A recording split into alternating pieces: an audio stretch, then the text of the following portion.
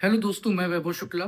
आज मैं बताऊंगा पॉलीगन के बारे में। ठीक है, पॉलीगन है क्या? पॉलीगन होता है जिसमें लाइन सेगमेंट कम से कम 3 लाइन सेगमेंट्स हो या 3 से ज्यादा हो। ठीक है, जैसे आपके एग्जांपल्स हो गए ट्राइंगल, रेक्टेंगल, स्क्वायर, रोम्बस। ठीक है, तो ये सब क्या है?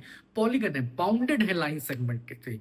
सर्किल नहीं है, क्योंकि सर्किल में आपको लाइन सेगमेंट नहीं दिखेगा। ठीक है, तो मैं आपको पूरा एक्सप्लेन करूंगा, आज आपको क्वेश्चंस कराऊंगा, और आपको अगर समझ में आता है तो वीडियो को लाइक करें। और पॉलीगन में डायगोनल्स कैसे निकालेंगे उसके लिए आपको एक बहुत ही इजी सा फॉर्मूला याद रखना है। वो है n ब्रैकेट में n-3/2। अब आप कहेंगे सर n क्या है? n है नंबर ऑफ साइड्स। n है नंबर ऑफ साइड्स किसी भी पॉलीगन का। आपको अगर डायगोनल निकालना है इस फॉर्मूले से आप निकाल सकते हैं। जैसे आपको पेंटागन का निकालना है, ऑक्टागन का निकालना है, नोनागन का निकालना है, तो हम कैसे निकालेंगे? ध्यान दीजिएगा, मैं जा रहा हूँ ऑक्टागन का निकालने। अब ऑक्टागन के लिए आपको साइड से होती है। जैसे ऑक्टोपस होता है तो ऑक्टोपस में 8 लेग्स होते हैं, वैसे ही याद रखिए ऑक्टागन में 8 साइड्स होती है। ठीक है, तो आपको क्या करना है? एन की जगह 8 रखना है। ये देखिए 8 तुरंत आपको कैलकुलेट करना है। 8 × 5/2। 2 की टेबल में 8 आता है, फटाक से काट दीजिए और 4 5 लिखे 20। 30 सेकंड्स के अंदर आप निकाल सकते हैं किसी भी पॉलीगन का डायगोनल, अगर आपको ये फॉर्मूला पता है। ठीक है, डेकागन का निकालना है तो डेकागन में होती है 10 साइड्स, तो आप यहाँ रखिए 10 ब्रैकेट में 10-3.2।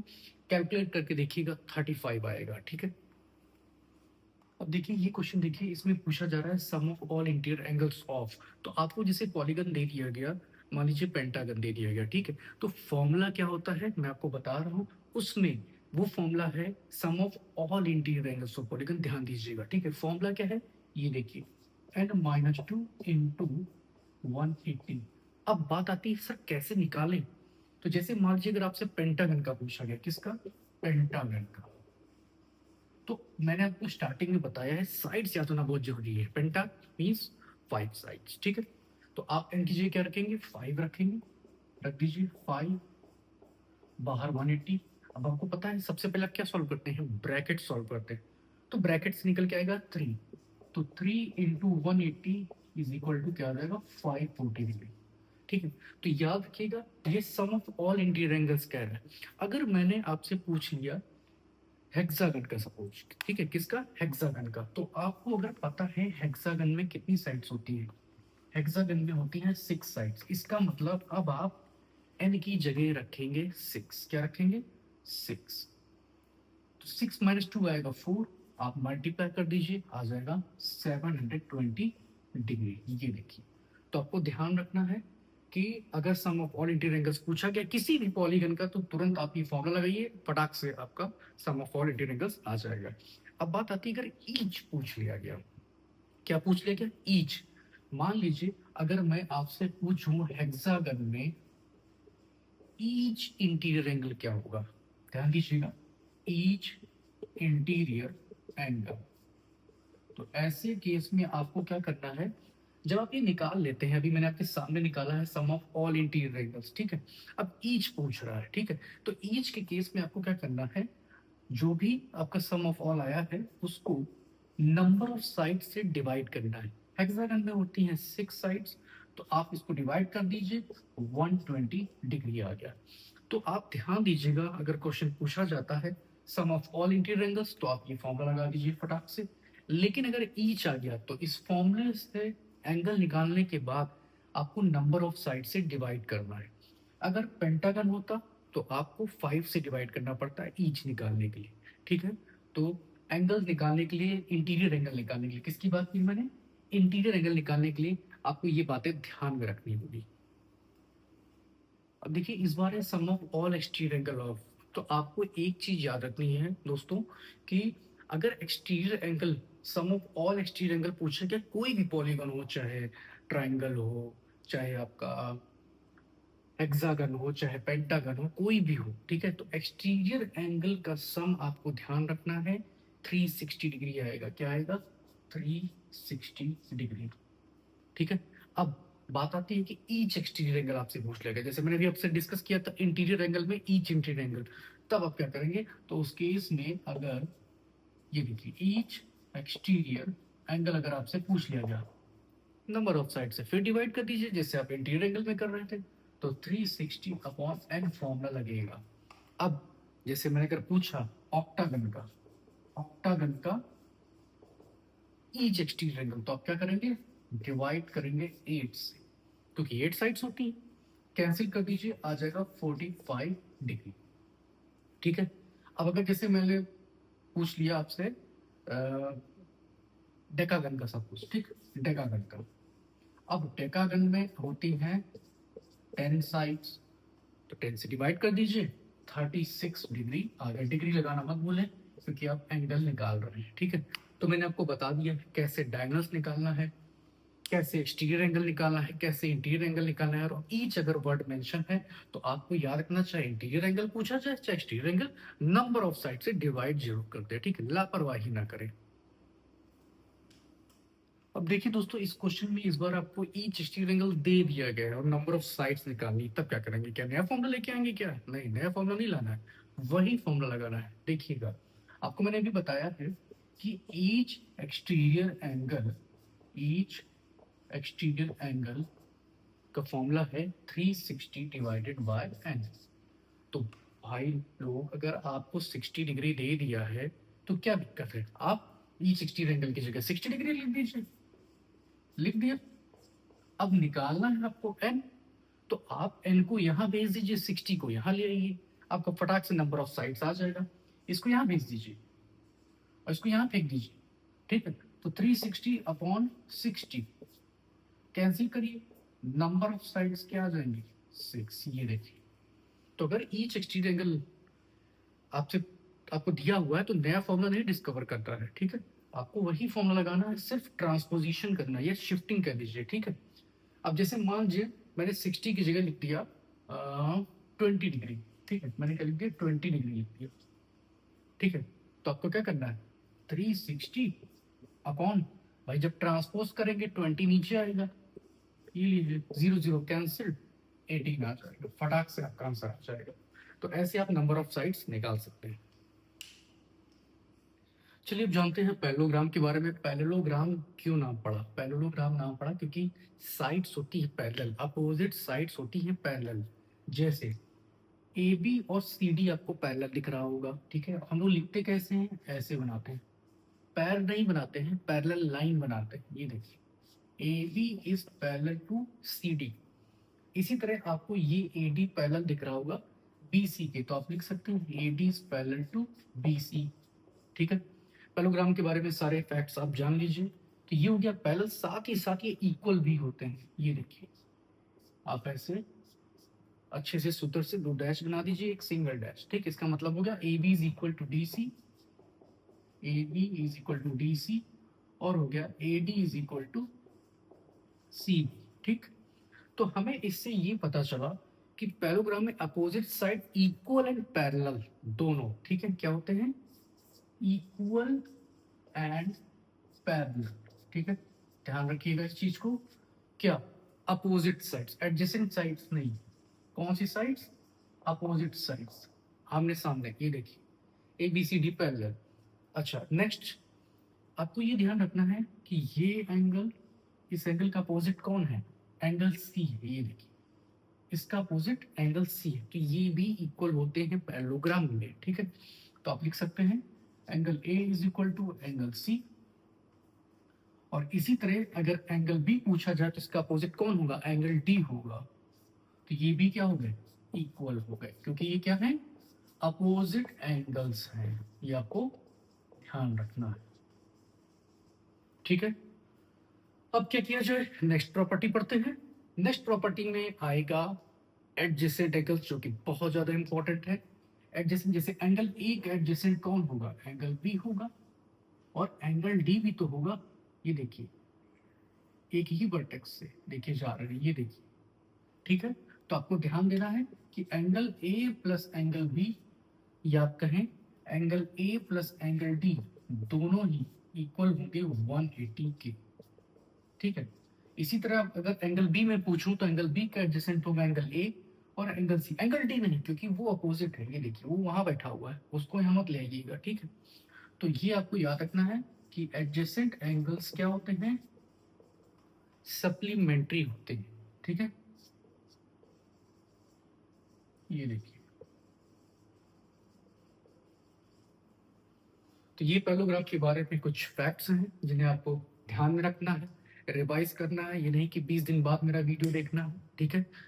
आप समझते चलिए, अब इस पे बेस्ड हम कुछ क्वेश्चंस लगाएंगे, उस पे आपको अटेंटिव रहना है। अब इस क्वेश्चन में देखिए, आपको एंगल ए दे रखा है 30 डिग्री, बाकी नहीं दिया हुआ है, तो बाकी निकालना पड़ेगा। पहले मैं निकाल लेता हूँ, ठीक है। तो आपको एंगल बी और एंगल डी पूछा जा रहा है, तो आपको ये प्रॉपर्टी याद रखनी, मैंने बताया है, और आपको लिखना भी है। एडजेसेंट एंगल्स आर सप्लीमेंट्री, ठीक है। ये आपको ध्यान देना है, ठीक है। ये प्रॉपर्टी काफी इंपॉर्टेंट है।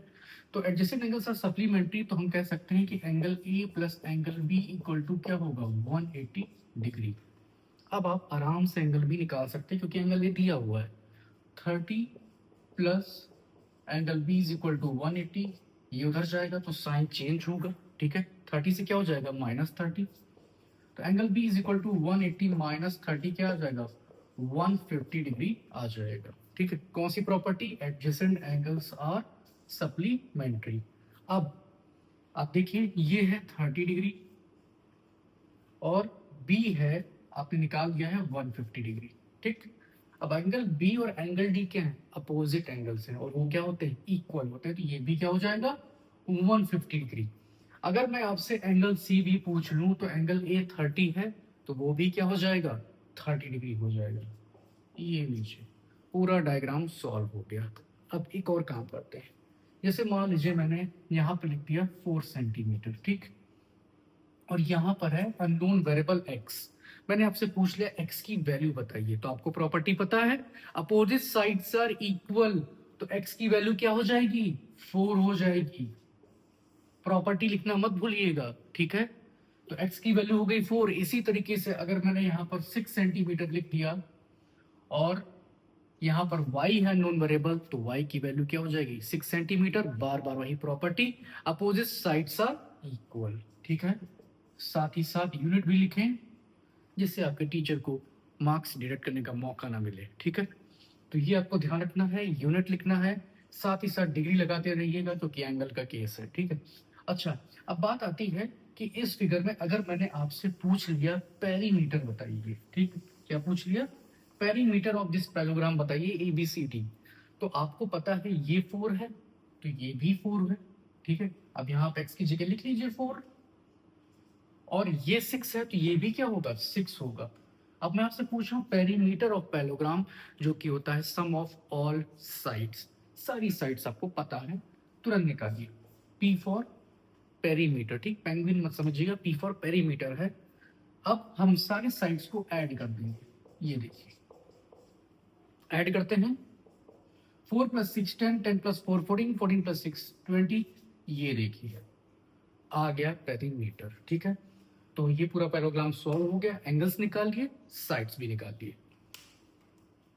अब देखिए फ्रेंड्स, इस क्वेश्चन में पेरीमीटर दे रखा है, ठीक है। आपसे पूछ रहा है x, अगर आपको प्रॉपर्टी पता है तुरंत निकाल सकते हैं, ठीक है, पर मैं आपकी मदद करता हूँ। देखिए, Km = Lm होगा, ये एक पैरेललोग्राम है, ठीक है। तो अपोजिट साइड्स इक्वल होंगी, तो अगर ये x + 2 है, फटाक से इसको भी x + 2 करिए। क्यों, क्योंकि आपको प्रॉपर्टी पता है अब, ठीक है। अगर ये 2x है, तो इसको भी 2x कर दीजिए। प्रॉपर्टी आपको पता है, अपोजिट साइड्स आर इक्वल। अब पेरीमीटर होता है सम ऑफ ऑल साइड्स, सारी साइड्स आपको पता है, तो लिखिए पेरीमीटर आपको दे रखा है 34, हमें निकालना है अननोन वेरिएबल x, है ना। इसको निकाल देते हैं, चलिए। तो सबको ऐड करते हैं, x + 2 2x, फिर x + 2 और फिर 2x। एकदम फटाक से इसको ऐड करते हैं। कितने x हैं भाई, 1x 2x 3x हो गया, फिर एक x से 4x हो गया, और ये 2x लाइक टर्म को ऐड कर लिया, 6x आ रहा है, ठीक है। 6x और 2 + 2 आ जाएगा 4, यहाँ पर है 34। फटाक से 4 इधर लाके सब्ट्रैक्ट करिए, क्या आएगा 30। 30 = 6x। तो x की जब वैल्यू निकालनी है, तो आपको ये 6 डिवीजन में लाना पड़ेगा, क्योंकि ये मल्टीप्लाई में है यहाँ पर। ये देखिए, तो 6 5 का आ गई एक्स की वैल्यू हो गई 5।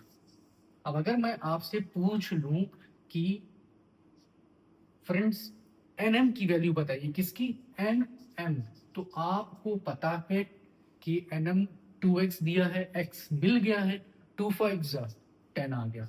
इसी तरह अगर मैं आपसे पूछ लूं के एम की वैल्यू बताइए, तो 5 रख दीजिए, आपको 5 + 2 क्या आ गया, 7 आ गया। अगर आपको वीडियो समझ में आ गया है, लाइक करना ना भूलें और शेयर करिए जितना आप शेयर कर सकते हैं, ठीक है। क्वेश्चंस आएंगे, वीडियोस मेरे आते रहेंगे, काफी वीडियोस आएंगे, आगे और करते हैं। अब देखिए फ्रेंड्स, इस क्वेश्चन में पेरीमीटर दे रखा है, ठीक है। आपसे पूछ रहा है एक्स, अगर आपको प्रॉपर्टी पता है तुरंत निकाल सकते हैं, ठीक है, पर मैं आपकी मदद करता हूँ। देखिए K M equal to L M होगा, ये एक पैरेललोग्राम है, ठीक है, तो अपोजिट साइड्स इक्वल होंगी। तो अगर ये x+2 है, फटाक से इसको भी x+2 करिए। क्यों? क्योंकि आपको प्रॉपर्टी पता है अब, ठीक है। अगर ये 2x है तो इसको भी 2x कर दीजिए, प्रॉपर्टी आपको पता है, अपोजिट साइड्स आर इक्वल। अब पेरीमीटर होता है सम ऑफ ऑल साइड्स, सारी साइड्स आपको पता है, तो लिखिए पेरीमीटर आपको दे रखा है 34, हमें निकालना है अननोन वेरिएबल x, है ना, इसको निकाल देते हैं। चलिए तो सबको ऐड करते हैं, x+2 2x, फिर x+2 और फिर 2x, एकदम फटाक से इसको ऐड करते हैं। कितने x हैं भाई, 1x 2x 3x हो गया, फिर एक x से 4x हो गया, और ये 2x, लाइक टर्म को ऐड कर लिया, 6x आ रहा है, ठीक है, 6x। और 2 + 2 आ जाएगा 4, यहाँ पर है 34, फटाक से 4 इधर लाके सब्ट्रैक्ट करिए, क्या आएगा 30, 30 इज इक्वल टू 6x। तो x की जब वैल्यू निकालनी है तो आपको ये 6 डिवीजन में लाना पड़ेगा, क्योंकि ये मल्टीप्लाई में है यहाँ पर, ये देखिए, तो 6 5 आ गई x की वैल्यू हो गई 5। अब अगर मैं आपसे पूछ लूं कि फ्रेंड्स एन की वैल्यू बताइए, किसकी, एन एम, तो आपको पता है कि एन एम 2x दिया है, x मिल गया है, 2 5 10 आ गया। इसी तरह अगर मैं आपसे पूछ लूं के एम की वैल्यू बताइए, तो 5 रख दीजिए, आपको 5 + 2 क्या आ गया, 7 आ गया। अगर आपको वीडियो समझ में आ गया है, लाइक करना ना भूलें और शेयर करिए जितना आप शेयर कर सकते हैं, ठीक है। क्वेश्चंस आएंगे, वीडियोस मेरे आते रहेंगे, काफी वीडियोस आएंगे। देखिए दोस्तों, मैं आपको रोम्बस के बारे में बताने जा रहा हूँ और बहुत ही अच्छा क्वेश्चन भी आपको कराऊंगा, ठीक है। तो रोम्बस में आपको ध्यान रखना है, सारी साइड्स इक्वल होती हैं, जैसे ये साइड ये साइड ये साइड, सारी साइड क्या हो जाएंगी, इक्वल होती हैं। A B is equal to B C is equal to C D is equal to A D, सारी साइड्स इक्वल। फिर आपको याद रखना है कि अपोजिट एंगल्स क्या होते हैं, इक्वल होते हैं रोम्बस में, ठीक है। डायगोनल्स बाइसेक्ट करते हैं, ठीक है, याद रखिएगा, ठीक है, परपेंडिकुलर बाइसेक्टर्स होते हैं। और ये क्या है, राइट एंगल्स हैं, ठीक है, परपेंडिकुलर बाइसेक्टर्स हैं, ठीक है। तो अब अकॉर्डिंग टू द प्रॉपर्टी हम कह सकते हैं कि ओ ए इज इक्वल टू ओ सी, ठीक है। डायगोनल्स बाइसेक्ट करते, डायगोनल्स होता क्या है, डायगोनल्स ऐसी स्ट्रेट लाइन जो ज्वाइन करती है दो अपोजिट वर्टेक्स को। आप देख सकते हैं ए सी और बी डी क्या है, डायगोनल्स हैं, दो अपोजिट वर्टेक्स को ये स्ट्रेट लाइन ज्वाइन कर रही है, ठीक है। तो O is equal to O C हो गया according to property of rhombus. तो भाई ओ ए 4 है, ओ सी की वैल्यू निकालनी, मतलब एक्स की, लिख दीजिए, एक्स की वैल्यू क्या आ गई, 4 सेंटीमीटर, ठीक है। यूनिट लिखना ना भूलें, ठीक है, वरना मार्क्स कट जाएंगे आपके, ठीक है। तो 4 सेंटीमीटर लिखिएगा आप। अब बात आती है वाई की, तो भाई जब डायगोनल बाइसेक्ट कर रहे हैं एक दूसरे को, तो आप देख सकते हैं O D is equal to O B भी लिख सकते हैं। तो भाई y की वैल्यू आ गई 3 centimetre according to the property of rhombus, ठीक है, रोम्बस जिसमें सारी साइड्स इक्वल होती हैं। अब बात आती है कि ये z कैसे निकालें, तो आपको पता है डायगोनल परपेंडिकुलर बाइसेक्टर्स होते हैं, तो ये है 90 डिग्री, ठीक है, ये परपेंडिकुलर, इसको आप ले लीजिए बेस, ठीक है, ट्राइंगल एडीओ में। ऐसा क्यों कर रहे हैं, क्योंकि भाई राइट एंगल है, तो आप लगा सकते हैं पाइथागोरस थ्योरम। कैसे, देखिएगा क्या होती है Pythagoras theorem, hypotenuse square is equal to perpendicular square plus base square. अब हाइपोटेन्यूज है ये एडी, जिसमें आपको निकालना है जेड, ठीक है, A D square is equal to perpendicular square, मतलब ये आ गया 4 का स्क्वायर, बेस का स्क्वायर, बेस क्या है ट्रायंगल एडीओ में ओडी है, ठीक है। तो आप लिखेंगे 3 का स्क्वायर, जो कि आपको पता है, क्वेश्चन में ऑलरेडी गिवन है। एडी की जगह आप जेड रख दीजिए, क्योंकि वो आपको निकालना है। 4 का स्क्वायर 16, 3 का स्क्वायर 9, ऐड होके आएगा 25। 25 तो इसका स्क्वायर है 5 का, तो z की वैल्यू आ गई 5। ये देखिए, यूनिट लिखना ना भूलें, ठीक है। अब अगर मैं आपसे पूछ लूं कि ए बी की वैल्यू क्या है, डी सी की वैल्यू क्या है, तो भाई आपको मैंने बता दिया है पहले ही कि अब सारी साइड्स इक्वल होती है रोम्बस में, तो अगर मैं इसको 5 लिखूंगा तो सारी क्या हो जाएंगी, 5 हो जाएंगी, ठीक है। तो ऐसे इन क्वेश्चंस को हम लगाते हैं, अननोन वेरिएबल्स को निकालते हैं, ठीक है। रोम्बस की प्रॉपर्टीज याद रखिएगा। अगर आपको समझ में आ गया है तो वीडियो को लाइक करने के साथ साथ शेयर जरूर करें। Thank you so much.